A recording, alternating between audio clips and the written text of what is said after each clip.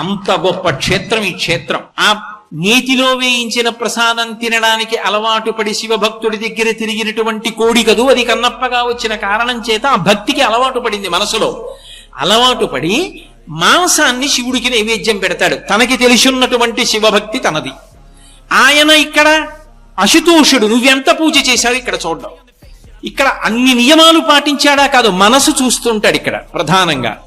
అందుకే ఆయన ఏం చేస్తున్నాడు చూస్తున్నాడు, కన్నప్ప వంక ఏం చేస్తాడని చూస్తున్నాడు. ఆ కన్నప్ప రోజు వచ్చి మాంసం నైవేద్యం పెడుతుండేవాడు. శంకర భగవత్పాదులు ఓ పట్టాన ఎవరిని పొగిడి స్తోత్రాలు చేయరు, క్షేత్ర ప్రసక్తి అసలు తయారు ఎక్కడైనా.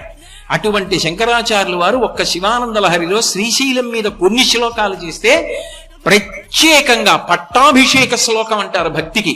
శ్రీకాళహస్తి మీద ఒక శ్లోకం చేశారు. మార్గావర్తిత పాదుకా పశుపతే రంగస్య కూర్చాయతే గండూషాంబు నిషేచనం పురరిపోర్ దివ్యాభిషేకాయతే కించిత్ భక్షిత మాంస శేష కబళం నవ్యోపహారాయతే భక్తి కిన్న కరోత్యహో వనచరో భక్త్యావతంసాయకే అన్నారు. ఆ తిన్నడు ఆ కన్నప్ప ఏమీ తెలియదు, కానీ శివలింగాన్ని చూసి అది లింగం అని విడిపోయేవాడు కాదు, అది శివుడే, అది భావన. అది చూస్తాడు శివుడు. ఏదో లింగం అని వెళ్ళిపోతున్నాడా కాదు, శివుడని ఒళ్ళు దగ్గర పెట్టుకుంటున్నాడా. అక్కడికి వెళ్ళి నువ్వు అనవసరపు మాటలు మాట్లాడకుండా ఉంటే అదే గౌరవం. అది శివుడైనప్పుడు నీ పాండిత్యం అక్కడ ప్రదర్శించుకో. నువ్వు మౌనంగా ఉంటే చాలు, వచ్చిన వాడిని మౌనంగా ఉండనిస్తే చాలు, నువ్వు ఎక్కువ అక్కడ మాట్లాడకూడదు. అది మర్యాద. శివుడు అక్కడ కూర్చుంటే నువ్వెందుకు మాట్లాడడం? కాబట్టి శివుడే కూర్చున్నాడన్న భావనతో ఎవరు నిలబడ్డాడో వాడిని అనుగ్రహిస్తాడు అశుతోషుడు. ఆయన్ని చూశాడు కన్నప్ప. ఒకనాడు ఎందుకో తిరుగుతున్నాడు, ఆకలేసిందో మృగాన్ని వేటాడాడు, దాని శరీరాన్ని చీల్చాడు, కాల్చాడు. అక్కడక్కడ మాంసం ముక్కలు కొరికి చూశాడు. ఒక చోట మాంసం మంచి కమ్మగా రుచిగా అనిపించింది. అమ్మ శివుడికి పెట్టాలరా, వెళ్ళి తిన్నాడో తినలేదో అలా కూర్చుంటాడు గుడిలో అని బయలుదేరాడు. ఓ ఆలోచన వచ్చింది. ఈ శివుడికి అలవాటు ఉంది, స్నానం చేస్తే కానీ తిండో వచ్చిన బాధ. స్నానం చేయించాలి ఆయనకి. ఎలా? ఆయనకి అభిషేక మంత్రాలు ఏం రావు. నమస్తేస్తు భగవన్ విశ్వేశ్వరాయ మహాదేవాయ త్రయంబకాయ త్రిపురాంతకాయ త్రికాగ్నికాలాయ కాలాగ్నిరుద్రాయ అవన్నీ ఆయన చెప్పలేడు. అందుకని ఆయన ఏం చేశాడంటే పట్టుకెళ్ళి నీళ్లు పోసేస్తాను. ఎలా? ఓ చేతిలో ధనస్సు ఉంది, ఓ చేతిలో ఎంగిలి మాంసం మొక్కుంది. ఎలా పట్టుకెళ్లాలని ఆలోచించాడు. సువర్ణముఖరి నది దగ్గరికి వచ్చాడు. నోటి నిండా నీటిని పట్టుకున్నాడు. గుటక పడిపోతుంది, కానీ గుటక పడకుండా నోట్లో పట్టుకున్నాడు. పట్టుకుని గబగబా గుడి దగ్గరికి వస్తున్నాడు. దానికి సువర్ణముఖరి అని పేరు ఎందుకు వచ్చింది?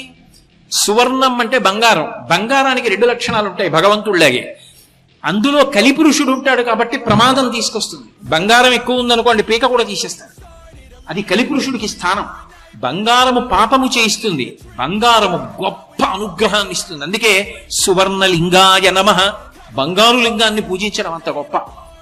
అలాగే సువర్ణాన్ని దానం చేస్తే అసలు ఇంకా దేవతలు మహాప్రీతి చెందుతారు. ధర్మశాస్త్రంలో ఒక మాట చెప్తారు, ఎవరికి దానం ఇవ్వడం వల్ల ఎక్కువ సంతృష్టి పొందుతారు అంటే గురువుకి దానం ఇవ్వడం వల్ల. అయితే ఇక్కడ చమత్కారం ఉంది. గురువు గారంటే నిజానికి అసలు బంగారమునందు వ్యామోహం ఉండదు ఆయనకి. ఆయన పుచ్చుకోడు. ఎందుకో తెలుసా? ఆయనకి కావలసింది బంగారం కాదు, పరమేశ్వరుడు కావాలి. అందుకే ఆయనకి పట్టుకొచ్చి మీరు ఇచ్చినా ఆయన నాకు అక్కర్లేదండి. అలాంటి వాడు పుచ్చుకున్నాడు అనుకోండి, నీ జన్మ ధన్యమై. అందుకని హిరణ్యదానం పుచ్చుకోవడానికి యోగ్యుడు ఎవరంటే గురువు. గురువు ఎప్పుడూ ఆ భ్రాంతిలో ఉండడు. అటువంటి బంగారం ఉద్ధరిస్తుంది.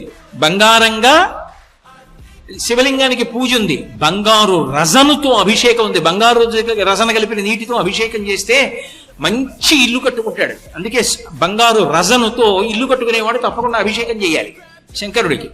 కాబట్టి బంగారము ఎంత గొప్పదో ఆ నీరంత గొప్పది. ముఖరి అంటే అగస్త్యుని యొక్క నోటి నుంచి వాక్కులు స్తోత్ర రూపంలో వచ్చాయి దాని గురించి. ఎందుకంటే గంగ అంది, అగస్త్యుడా నువ్వు ముందు నడు, నువ్వెటు నడిస్తే నేను అటు వస్తానని. భగీరథుడి వెంట గంగ వచ్చినట్టు అగస్త్యుడి వెంట సువర్ణముఖరి నది వచ్చింది. అంత గొప్ప క్షేత్రం శ్రీకాళహస్తి. కాబట్టి అటువంటి నదీ ప్రవాహం ఎంత గొప్పదో ఇక్కడ ఉన్నటువంటి శంకరుడు కూడా అంతే గొప్పవాడు కదూ. తిన్నడేం చేశాడంటే శివుడికి నీళ్లు పొయ్యాలి కాబట్టి ఆ సువర్ణముఖరి నదీ జలాల్ని నోటి నిండా పుక్కిటి నిండా పట్టుకున్నాడు. శివాలయంలోకి వచ్చాడు. శివాలయంలో ఒక ఆచారం ఉంటుంది. శివలింగానికి ఉన్నటువంటి నిర్మాల్యాన్ని తీయాలి. శివలింగానికి పూజ చేసేటప్పుడు తుమ్మి పూలు మొదలైనవి పూజ చేస్తాం కదా, పూజ చేసినప్పుడు ఎక్కడైనా తడికి అభిషేకం చేసినప్పుడు ఇరుక్కుంటాయి. ఆ పువ్వులు తీసేటప్పుడు కానీ నిర్మాల్యం తీసేటప్పుడు కానీ చేతిని ఉపయోగించి ఉత్తరాభిముఖంగా తీయరు. తీయకుండా ఏం చేస్తారంటే చాలా మెత్తటి, మీకు అర్థం అవ్వాలంటే బ్రష్ అనొచ్చు, కూర్చ అంటారు, అది పెట్టి తుడిసి తీస్తారు. ఇప్పటికీ మీరు ఎవరైనా పెద్దలు చేసే పూజలు చూడండి, దాంతో తీస్తారు నిర్మాల్యం ఉత్తరాభిముఖంగా. కాబట్టి ఎలా ఆయనకి నిర్మాల్యం తీయాలిగా, కూర్చ ఏదైనా ఆలోచించాడు. చూశాడు ఇంతకుముందు అర్చకులు కూర్చతో నిర్మాల్యం తీయడం చూశాడు. నా దగ్గర కూర్చేది ముందు కాసేపు తినాలి, ఆకలేస్తోంది, ఇవన్నీ పట్టించుకుంటే ఎలా, పాపం ఎప్పుడు తిన్నాడో ఏమో. అది ఆయన భక్తి. ఆయన చూసింది ఏమిటో తెలుసా, అది రాయి లింగం అనలేదు, శివుడు అన్నాడు. అది లేదు మిగిలిన వాళ్ళకి, ఆయనకుంది కన్నప్పకి. వచ్చిన వాడు ఏం చేశాడు, చెప్పులతో లోపలికి వెళ్ళిపోయాడు. ఎందుకని, ఇదే కూర్చ అన్నాడు. అక్కడికి వెళ్ళి ధనస్సు పక్కన పెట్టాడు, మాంసం ముక్క అలా పెట్టాడు, ఈ చెప్పు తీసి శివలింగాన్ని తుడిచాడు. మార్గావర్తిత పాదుకా పశుపతే రంగస్య కూర్చాయతే. శివుడు అన్నాడు, అబ్బా ఇటువంటి కూర్చే ఎవరు వాడలేదురా ఇంతకు ముందు. అంటే దాని అర్థం మనం కూడా అలా చేయొచ్చనా? మనకెంత తెలుసో తెలియనివాడా? నీకు తెలిసున్న దాన్ని బట్టి నువ్వు ప్రవర్తించాలి. ఆయనకి తెలియదు, అనుగ్రహించాడు. ఎంత తెలుసో అంతకు అనుగ్రహించేస్తాడండి. చిత్తశుద్ధి మాత్రం అవసరం. కాబట్టి ఇప్పుడు చెప్పు పెట్టి నిర్మాల్యం తీశాడు, శివుడు అంగీకరించాడు. గండూషాంబు నిషేచనం పురరిపోర్ దివ్యాభిషేకాయతి. ఆయన త్రిపురాంతకుడు, మహాజ్ఞాని, దక్షిణామూర్తి. అటువంటి వాడి మీద ఎంగిలి నీరు ఉమిశాడు. ఇది అభిషేకం రా అన్నాడు, అంగీకరించాడు. ఎందుకని, కన్నప్పకంతే తెలుసు. ఆయన గుండెలు చూశాడు. తొందరగా స్నానం చేస్తే నేను తింటానని పెడుతున్నాడు, చాలు. నేను రాయిని అనుకోవట్లేదు, నేను శివుణ్ణి అనుకున్నాడు, అంగీకరించాడు. అలాగే కించిత్ భక్షిత మాంసశేషక బలం నవ్యోపహారాయతే. కొంత కొరికి చూసిన ఉమ్ముతో ఉన్న ఎంగిలి మాంసం అక్కడ పెట్టి తిరు శివా అన్నాడు. గొప్ప ఆహారం పెట్టావురా అని తిన్నాడు. నవ్యోపహారాయతే భక్తి కిన్న కరోచహో వనచరో భక్త్యావతంసాయకే. భక్తి కన్నా గొప్పది ఏముంది శంకర అని శంకరాచార్యుల వారు శివానంద లహరిలో 2 చేతులు ఎత్తి నమస్కారం చేశారు. శ్రీకాళహస్తి క్షేత్రం గురించే చెప్పారు శ్లోకం. దూర్జటి తట్టుకోలేకపోయాడు అసలు ఈ సంఘటనకి. కన్నప్ప చేసినటువంటి పూజకి ఆనందం తట్టుకోలేకపోయాడు. ఈ క్షేత్రంలో ప్రతిరోజు తిరిగినవాడు కదూ. ఈ ప్రాంగణానికి దూర్జటి మంటపం అని పేరుట. ఆయనైతే ఒక అద్భుతమైనటువంటి పద్యరచన చేశాడు. నీకున్మాంసము వాంఛయేని కరువా నీ చేత లేడు ఉండగా, జోకైనట్టి కుఠారముండ అనల జ్యోతుండ నీరుండగా, పాకం బొప్ప ఘటించి చేతి పునుకన్ భక్షింపక బోయచే చేకుంటెంగిలి మాంసమిట్రుతగునా శ్రీకాళహస్తీశ్వర. శ్రీకాళహస్తీశ్వర మకుటం. శివుడి దగ్గరికి వెళ్ళి అడిగాడు. ఎవరు అడుగుతాడు? ఆయన రాయనుకున్నవాడైతే ఇలా పెట్టి దొంగదండం వెళ్ళిపోతాడు. ఆయన కాదయా శివుడయా అన్నవాడు ఆయన్ని ప్రశ్న వేస్తాడు. శంకరా అని ప్రశ్న వేశాడు, ఎందుకంటే ఉన్నాడన్న నమ్మకం. అందుకు చేశాడు శరణాగతి. శివుడి దగ్గరికి వచ్చి రోషీరోగ్యదు కామినీ జనుల తారుణ్యోరు సౌఖ్యం బులన్ బాసీబాజత పుత్రమిత్రధన సంపద్భ్రాంతి వంచాలతల్ కోశీకోయదు నామనంబకట నీకున్ ప్రీతిగా సత్క్రియలు చేసి చేయదు దీని తుళ్ళనచవే శ్రీకాళహస్తీశ్వర అన్నాడు. అంత గొప్ప శరణాగతి ఎవడు చేశాడు? అంత గొప్ప శరణాగతి చేశాడు దుర్జటి. అన్నాడు, శివ నీకు మాంసము వంచయేని కరువా. నీకో చేతిలో కురంగపాణి అని నీకో చేతిలో లేడు ఉంటుంది, ఓ చేతిలో గొడ్డలుంటుంది. ఎక్కడ కూర్చున్నవాడు అక్కడే కూర్చుని ఈ గొడ్డల్ని, ఈ కుడి చేతిలో గొడ్డలు పెట్టి ఈ లేడుని ఒక దెబ్బ కొట్టి దాని మాంసం పీక్కుని, చేతిలో బ్రహ్మకపాలం ఉంది, ఇక్కడే గంగ ఉంది, ఈ గంగ తీసి ఈ పుర్రెలో పోసుకుని ఈ మాంసం కిందిలో పడేసి ఇక్కడే అగ్నిహోత్రం ఉంది 3వ కన్ను, ఇక్కడే పుర్రె పెట్టి ఉడికించుకుని ఇలా నోట్లో పడేసుకుంటే సరిపోయే తెరేసినప్పుడు. అది మానేసి ఎక్కడో కన్నప్ప పెట్టిన ఎంగిలి మాంసం తినేసావా?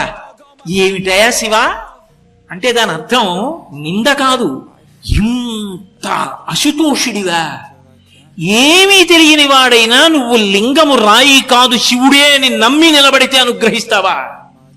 శివ ఎంత గొప్పవాడివయ్యా అని స్తోత్రం చేశాడు దుర్జటి. అంతటి మహానుభావుడు. కానీ కన్నప్ప రోజు ఇలా పెడుతుంటే ఇక్కడికి ఒకప్పుడు బ్రహ్మవాదులు వచ్చేవారు, ఋషులందరూ వస్తుండేవారు ఇక్కడికి. ఆయన్ని పూజ చేయడానికి. ఎందుకంటే శ్రీకాళహస్తి విషయంలో ఒక అద్భుతమైన మాట చెప్తారు, వైదిక క్షేత్రం అని చెప్తారు. ఎందుకంటే కొన్ని చోట్ల వేదంతో సంబంధం లేకుండా పెద్దగా వేద విషయం కాకుండా ఆరాధన జరిగే శైవక్షేత్రాలు ఉన్నాయి.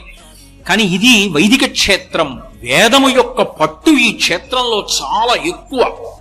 అటువంటి క్షేత్రం. ఎందుకని సాక్షాత్ దక్షిణామూర్తిగా వెలిసి ఇక్కడ బ్రహ్మజ్ఞానాన్ని ఇచ్చాడు, అగస్త్యులకి సుఖమహర్షికి ఇచ్చాడు ఇక్కడ. కాబట్టి అటువంటి వాడివి శివ, అశుతోషుడివి, చాలా తేలిగ్గా అనుగ్రహిస్తావు. కానీ మిగిలిన వాళ్ళు భ్రాంతికి లోనయ్యారు. ఎక్కడ దొరికాడు రా ఈ కన్నప్ప? రోజు పట్టుకొస్తాడు, మాంసం పెడుతుంటాడు, ఆ చెప్పులతో వస్తూ ఉంటాడు, ఏమిటో శివ శివ అంటుంటాడు. ఏమైనా అందా అంటే చేతిలో బాణం ఉంటుంది, ధనస్సు ఉంటుంది, పైగా చాలా దారుఢ్యమైన శరీరం ఉన్నవాడు. ఎవరిని ఏం చేస్తాడో తెలియదు, ఒక పడు పొడిస్తే ఆ బాణం పెట్టి. అందుకని లేనిపోని గొడవ. ఏమైనా అందామంటే భయం. ఆ పెద్ద పెద్ద కళ్ళు వేసుకున్న శివలింగం దగ్గరికి పోతూ ఉంటాడని చెప్పి ఆయన మీద మనసులో కోపం పెట్టుకున్నారు. చూశాడు శివుడు, ఉరే నేను మనసు చూస్తాను రా, నరత్వం దేవత్వం నగవన మృగత్వం వశకత పశుత్వం కీటత్వం భవదు విహేహత్వాది జననం సదా త్వత్పాదాబ్జ స్మరణ పరమానందలహరి విహారాసక్తం చేద్రు దయమిహకింతేన వపుష. ఎవడికి కావాలి శరీరంతో? నీ మనసు చెప్పు, దాన్ని బట్టి శివుడు అనుగ్రహిస్తాడంటారు శంకరాచార్యుల వారు. అలా ఒక రోజున ఏం చేశాడంటే కన్నప్ప లోపలికి వచ్చాడు, ఋషులందరూ కూడా లోపలికి వచ్చారు. అబ్బా వచ్చాడు రా వీడు పూజ మొదలెడతాడనుకుంటున్నారు. అనుకునే లోపల శివుడు ఒక సంకల్పం చేశాడు. వెంటనే దేవాలయం అంతా కదలడం మొదలెట్టింది, భూకంపం వచ్చినట్టు. పెద్ద పెద్ద బండలు పైనుంచి కింద పడుతున్నాయి. అందరూ బయటికి పారిపోయారు. కన్నప్ప ఒక్కడేం చేశాడంటే శివలింగం వంక చూశాడు. శివ, పైనుంచి బండలు పడుతున్నాయి, నీకు భయం లేదు, నువ్వు లేవవు నాకు తెలుసు. కానీ ఏదైనా బండ పడితే ఎంత దెబ్బ తగులుతుంది నీ తలకి? ముందు నా నడుము మీద పడిపోవాలి. నేను పోయిన తర్వాత నీ తల మీద పడిపోయినా నాకు అభ్యంతరం లేదు, నేను ఉండగానే చూడలేను. అందుకని శివ, నిన్ను నేను కాపాడుకుంటానని గబగబా వచ్చి పానవట్టం ఎక్కి నడుం శివలింగం మీదకి పెట్టి చేతులు అటు పెట్టి వంగున్నాడు శివలింగానికి. శివుడు ఒక్కసారి దేవాలయం అంతా నిలబడేటట్టు చేశాడు. ఏమైందని ఋషులందరూ లోపలికి వచ్చారు. కన్నప్పని చూశారు. వాళ్ళకి అర్థమైంది, ఇది కన్నప్ప అంటే. మనం కాదు పూజ, ఆయనది పూజ. ఎవడికి మనసున్నదో, ఎవడు లింగమును శివుడు అన్నాడో వాడిని అనుగ్రహించాడు. మనందరం బయటికి పరిగెత్తాం, వాడు గుళ్ళోకి పరిగెత్తి శివలింగం మీద నడుము పెట్టాడు. వాడు భక్తుడు, మహానుభావుడు. ఇదే క్షేత్రంలో తీర్థస్నానం చేసి రమ్మని సాయుజ్య మోక్షాన్ని ఇచ్చాడు. శ్రీకాళహస్తి గొప్పతనం ఏమిటంటే తాను కింద ఉండి తన భక్తుడిని కొండ మీద నించోబెట్టాడు. నువ్వు కొండ మీద కూర్చో, నీ కింద కూర్చుంటానన్నాడు. అంతరాలయంలోకి బ్రహ్మోత్సవం అని మనం వెళ్ళమేమో, కన్నప్ప మాత్రం లోపలే ఉంటాడు ఆలయంలో. ఎప్పుడు ఆలయం లోపలికి వెళ్ళగానే గోడ మీద కన్నప్ప ఉన్నాడు. అంత గొప్పగా భక్తుల్ని అనుగ్రహించగలిగిన క్షేత్రం ఇది అంటే శ్రీకాళహస్తి. ఇటువంటి క్షేత్రం మీకు ఇక ఈ భూమండలం మొత్తం మీద ఎక్కడా కనపడదు. అటువంటి క్షేత్రవాసం చెయ్యడం, అటువంటి క్షేత్ర శిఖరాన్ని రోజు చూడడం జన్మ జన్మాంతర సుకృతం. ఈ క్షేత్రం ఆయన అసుతోషుడు అని నిరూపిస్తుంది. పూర్వజన్మ వాసనలు మనిషిని ఎలా నడిపిస్తాయో నిరూపిస్తుంది. అందుకే కన్నప్పని అనుగ్రహించినప్పుడు 33 కోట్ల మంది దేవతలు, సృష్టికర్త స్థితికర్త కాళహస్తి క్షేత్రానికి వచ్చి నిలబడి నమస్కరించారు.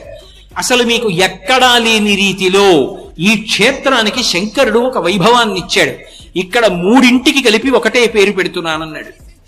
శివలింగమునకు శ్రీకాళహస్తి. అందుకే ఆ శివలింగమునందే ఏనుగు యొక్క దంతములు, సాలెపురుగు, పాము కనపడతాయి. లింగము శ్రీకాళహస్తి లింగం అంటాం, వాయులింగమైన శ్రీకాళహస్తి లింగం అంటాం. క్షేత్రము శ్రీకాళహస్తి క్షేత్రము అంటాం. కొండ కాళహస్తి కొండ అంటాం. మూడు శ్రీకాళహస్తే. అత్యంత క్లిష్టమైన పునర్జన్మ సంబంధమైనటువంటి విషయములను కోట్ల జన్మలెత్తి తరించవలసిన వాణ్ణి అశుతోషుడై శివుడు ఇక్కడ ఎలా అనుగ్రహిస్తాడో ఈ క్షేత్రం నిరూపణం చేస్తుంటుంది. ఇక్కడ ఒకానొకప్పుడు ఒక సాలెపురుగు ఉండేది. ఆ సాలెపురుగు ఇక్కడికి రావడానికి కూడా పూర్వజన్మ వాసన బలం కారణం. ఒక బ్రాహ్మణ కుటుంబంలో ఆయనకి సత్యహితుడు అని ఒక బ్రాహ్మణుడు, ఆయన తామ్రపర్ణి నదీ తీరంలో ఉండి అనుష్ఠానం చేస్తుండేవాడు, సత్యసఖుడు. అటువంటి బ్రాహ్మణుడికి ఒక కొడుకు పుట్టాడు. ఆయన ఎంతో కష్టపడి ఆ కొడుకుని పెంచి పెద్ద చేసి వేదం మొదలైనవి నేర్పాడు. బుద్ధి కర్మానుసారిణి. ఆయనకి అవైదికమైన జీవనం మీద అనురక్తి కలిగింది ఒకప్పుడు. త్వజ యజ్ఞోపవీతంతే ముండయిత్వా శిరస్తథా. ఆయన శిఖ తీసేశాడు.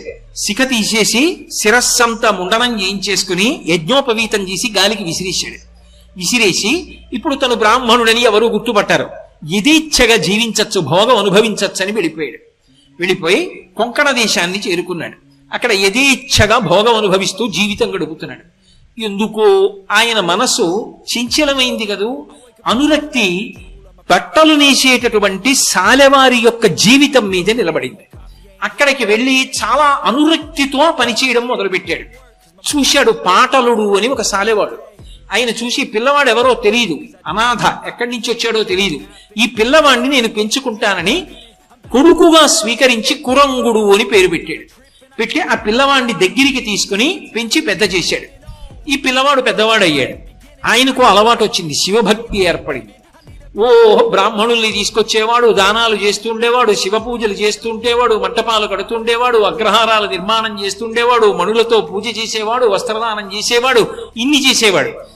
భక్తి అన్న మాటకు అర్థం ఉద్ధాన పతనాలు ఉంటాయి. ఒకసారి ఏర్పడుతుంది, ఒకసారి పోతూ ఉంటుంది. నిలబడడం ఈశ్వరానుగ్రహం మీద ఉంటుంది. అంత తేలికేం కాదది. అందుకే మళ్ళీ పతనం వచ్చింది. అకస్మాత్తుగా వృద్ధాప్యం వచ్చిన తర్వాత లుబ్ధత్వం వచ్చింది. ఇవన్నీ ఏమిటి, దానాలు ఏమిటి, ధర్మాలు ఏమిటి, పూజలు ఏమిటి అని చెప్పి అన్నీ మానేశాడు. అన్నీ మానేసి ఇస్తానని మాట ఇచ్చినటువంటివి కూడా బ్రాహ్మణులకు ఇవ్వడం మానేశాడు. అంటే చేసిన ప్రతిజ్ఞకి భంగం చేశాడు. ప్రతిజ్ఞాభంగం చేస్తే కృతఘ్నుడు అంటారు. కృతఘ్నో నాస్తి నిష్కృతి అని ధర్మశాస్త్రం. కృతఘ్నుడికి నిష్కృతి ఉండదు. ఇప్పుడు అంతంత పెద్ద పాపాలు ఆయన ఖాతాలో పడ్డాయి. ఆఖరణ ఆయనకి అంత్యకాలం సమీపించింది. ఇక కొంచెం సేపట్లో ప్రాణం పోతుంది. ఏమి ఈశ్వరానుగ్రహమో, ఒక వృద్ధ బ్రాహ్మణుడు వచ్చాడు. అయా, నువ్వు చాలా ధనవంతుడమైనటువంటి సాలెవాడివి. నేను పరమశివుడికి ఓ వస్త్రం సమర్పించుకుంటానని మొక్కుకున్నాను. ఏమిటో నా కటిక పేదరికం సమర్పించలేకపోయాను. ఒక్క పంచెల చాపివ్వయా, శివుడికి సమర్పిస్తానన్నాడు. ఎప్పుడో పూర్వం చేసిన దానాలు గుర్తొచ్చాయి. శరీరం నీరసపడిపోయిందని ఓ పంచెల చాపిచ్చి బ్రాహ్మణుడికి శివుడికి అన్నాడు. ఆఖరి స్మరణ సాలెవాడిగా ఆ బట్టలు నెయ్యడం, శివభక్తి, శివుడికి తాను చేసిన సేవలు, దాని మీద నిలబడింది. అలా నిలబడి ఉండగా ప్రాణోత్క్రమణం అయిపోయింది. ఆఖరి తలంపు ఏదో అది పునర్జన్మకి హేతు అవ్వాలి. వాసనా బలం తరువుకొస్తుంది. ఇప్పుడు పరమేశ్వరుడు పాపపుణ్యములను బేరీజు వేశాడు. ఎన్నో తప్పులు చేశావు, బ్రాహ్మణ కుటుంబంలో పుట్టావు, వేదములు విస్మరించావు, శిఖాపరిత్యాగం చేశావు, యజ్ఞోపవీతం వదిలేశావు, ఎక్కడో పెరిగావు, కొన్నాళ్లు దానాలు చేశావు, కొన్నాళ్లు మళ్ళీ పతనం పొందావు. చిట్ట చివర మాత్రం బట్ట ఇస్తూ నా కోసమని ఆ బట్ట అల్లడం గురించి ఆలోచిస్తూ వెళ్ళిపోయావు. పాపం పుణ్యం కూడా అనుభవించడానికి ఆ భక్తితో నన్ను సేవిస్తావు. చేసిన పాపానికి విషం కలిగినటువంటి సాలెపురుగుగా పుడతావన్నాడు. సాలెపురుగుగా పుట్టాడు. అతి తేలికగా తరించిపోవాలి అంటే శ్రీకాళహస్తి ప్రవేశమే మార్గం. అందుకని గజారణ్యంలో పుట్టాడు. ఇక్కడికి వచ్చి పుట్టినవాడు వెతుక్కుంటూ శివుణ్ణి అంతరాలయంలోకి వెళ్ళాడు. ఇప్పుడు ప్రతిరోజు ఏం చేసేవాడంటే, ఆ రోజుల్లో ఇంత ఎద్దడి లేదు, పెద్ద భక్తులు లేరులే, ఎవరు వచ్చేవాళ్ళు లేరనేటప్పటికీ మనసులో పూజ చేసేవాడు. అందుకే దూర్జటి ఒక గంభీరమైన మాట అంటాడు. ఏ వేదంబు పఠించే లూత భుజగం వేశాస్త్రములు సూచే తానే విద్యాభ్యాసమునర్చె కరి చించే మంత్రమూహించే బోధావిర్భావ నిదానముల్ చదువులయ్యా కాదు నీ పాద సంసేవాసక్తియ కాక చింతుత చికిన్ శ్రీకాళహస్తీశ్వర. ఆ పూర్వజన్మ వాసన బలం ఉంది. సాలెపురుగుగా ఊహించాడు మనసులో. నేను ఈ శివుడికి మణిమంటపాలు కడితే చాలాసేపు మానస పూజ చేసేవాడు. ఆ గోడ మీద కూర్చుని గొప్ప గుడి కట్టినట్టు, శ్రీకాళహస్తిలో మణిమంటపాలు కట్టినట్టు, అనేక మణులు తెచ్చి పూజ చేసినట్టు, అనేకమైన పట్టు వస్త్రాలు తెచ్చి సమర్పించినట్టు, మారేడు దళాలతో అర్చించినట్టు మానస పూజ చేసేవాడు. చిట్ట చివర సాలెవాడిగా సంస్కారం ఉండిపోయింది కదా, స్వామికి నేను అద్భుతమైనటువంటి జిగిజిగేలుమనే బట్ట అల్లుతానన్నాడు.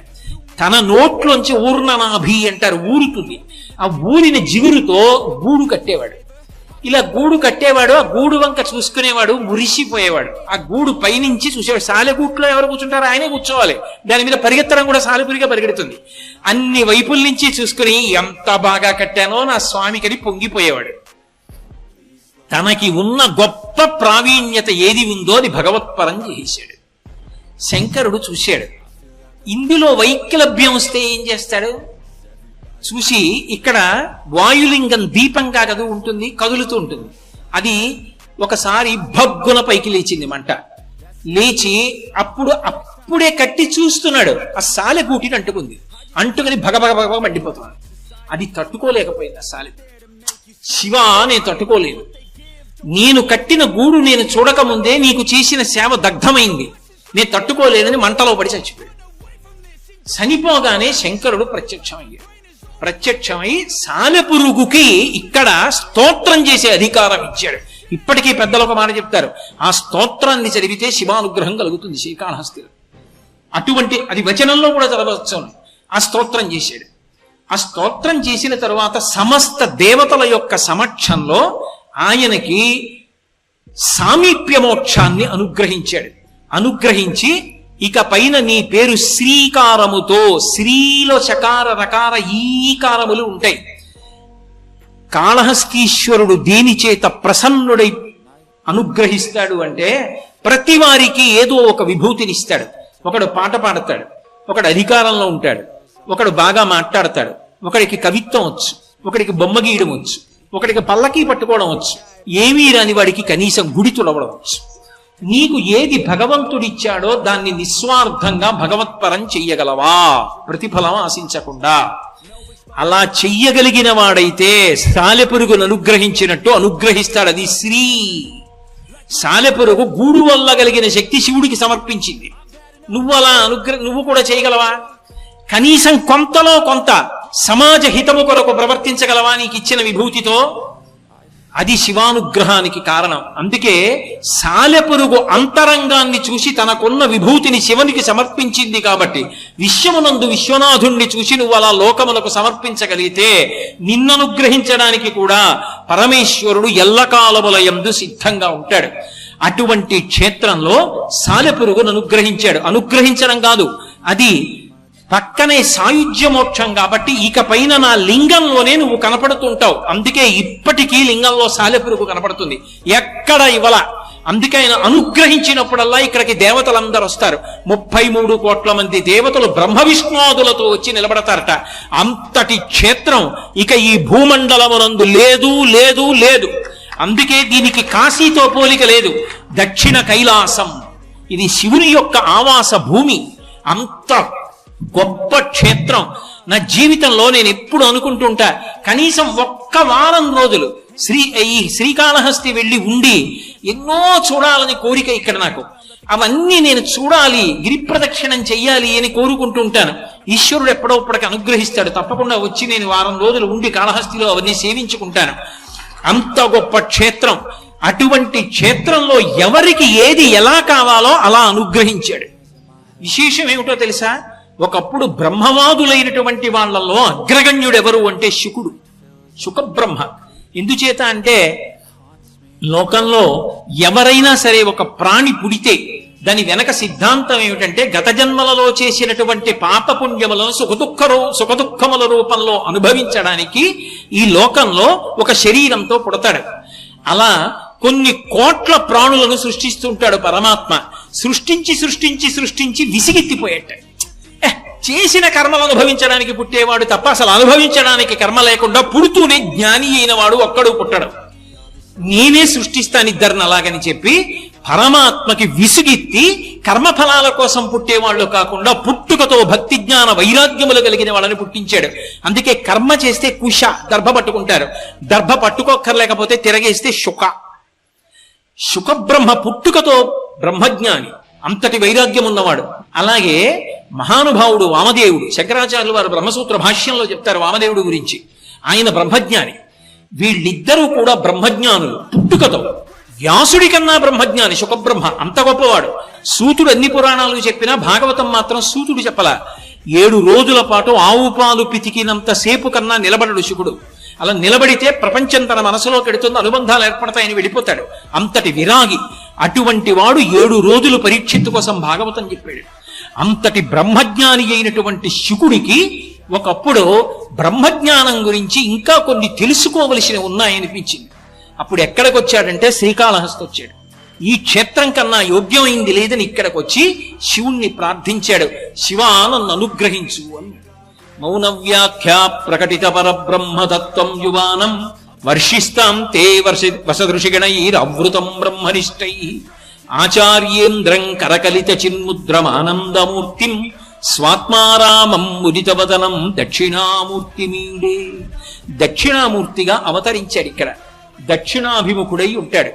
దక్షిణాన్ని చూస్తూ మృత్యువుకి వశపడని వాడు కనుక, మృత్యువుని కూడా చంపినవాడు కనుక వక్షస్థాడనమంతకస్య కఠినాపస్మార సంవర్ధనం భూభృత్పర్యటనం నమత్సురచిర కోటీర సంఘర్షణం కర్మేదం మృదులస్య తావక పద ద్వంద్వస్య గౌరీపతే మచ్చేతోమణి పాదుకా విహరణం శుభో సదాంగీకురు అంటారు శంకర భగవత్పాదులు.